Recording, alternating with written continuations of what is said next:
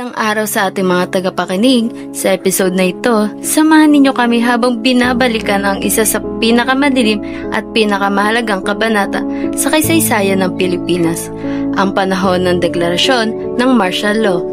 Ito ang aming podcast at ngayon, muli nating sisilipin ang mga kwento, aral at katotohanang humubog sa ating bansa.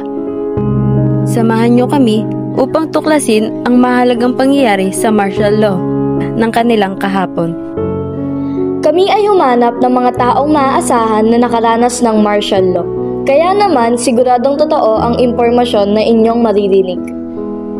Ako si Aubrey Mariel L. Jacinto. Ako si Marian Encales. Ako si Desiree Joy de Suyo. At ako naman si Cyrus James M. Donato at kami ang inyong tagapaglingkod na host.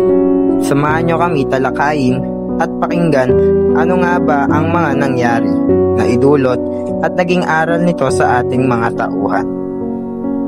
Heto na ang ating mga panauhin. Simulan na natin ang pagkalat ng impormasyon.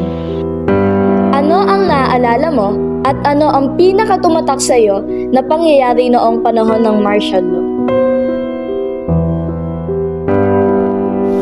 Takot. Wala kang boses. Batas militar. Maigpit ang administrasyon ng Marcos Sr. Kailangan sa gabi nasa bahay na siya't may korupyo, lalo yung mga minor de edad. Maraming salamat. Madaming nangyari noon. Talaga namang madami ang naepektuhan. Base naman sa inyong karanasan, ano ang naging buhay ng mga Pilipino matapos ideklara ang martial law sa Pilipinas? Bata pa ako nung panahon ng martial law, pero maganda rin kasi wala pa nung mga araw, wala pang mga adik.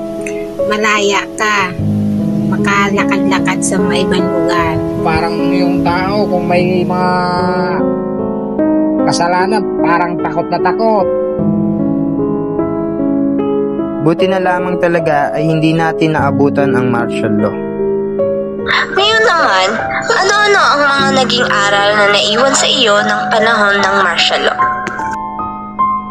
Ang aking naalala ng martial law, pinakatumatak sa aking isipan ay ang alas 5 pa lang ng hapon, nasa loob na kami ng bahay, bawal kami lumabas. Paparusa nila sa mga taong gumagawa ng karahasan at legal na gawain. Pinakulong nila ang mga tao at pinatay nila dahil sa legal nilang ginagawa.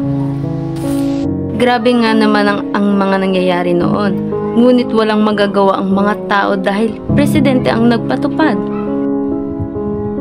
Maraming salamat sa inyong mga kasagutan.